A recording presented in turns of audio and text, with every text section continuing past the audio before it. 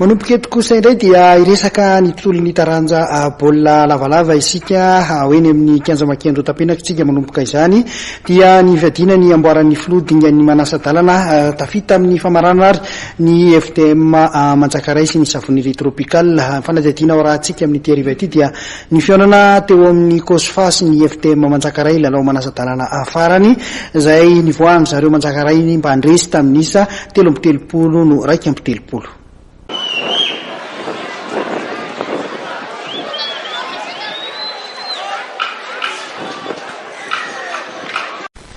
Tafita amin'ny famaranana hiatrika ny fiadianany Amboaran'ny Filoha ny FTM Manjakaray sy ny savoniry tropikal. Ity arahantsika amin'ny sary ity dia ny lalao manasa-dalana teo amin'ny kosfa manao akanjo maitso sy ny FTM Manjakaray manao manga. Resin'ny FTM Manjakaray tamin'ny isa tery de tery 13 no 1-3 teto ny miaramila. Teo amin'ny vizaram-potoana voalohany dia saika zareo avetsy Manjakaray no nifeny lalao.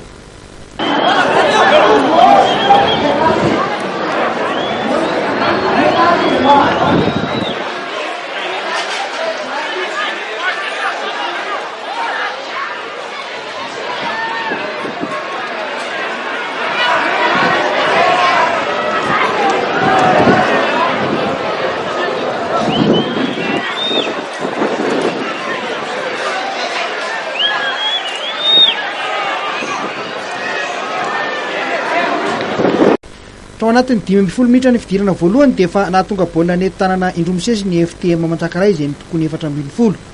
Taorian'izay vao nanomboka tafiditra tao anaty lalao ny kosfa ka nafiditra baolina maromaro ihany koa.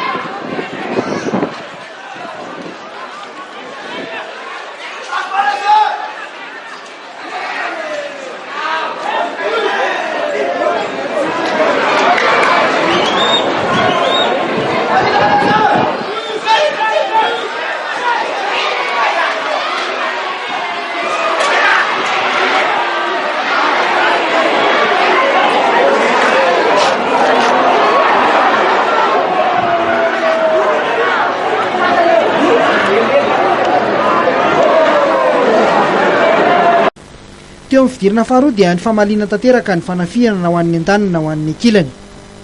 Nanatompo teo amin'ny hazakazaka ny mpilalao Dakar tamin'ity fihaonana ity. Mbola tsy afa-bela tamin'ny FTM Manjakaray indray izany ny kosfa tamin'ity lalao androany ity. Teo amin'ny lalao manasa-dalana voalohany dia nivoaka sepitra ihany koa ny savoniry tropikal vao afaka tamin'ny FTB Anandotapenaka. Afaka nanohitra tsara ny savoniry tropikal Anandotapenaka.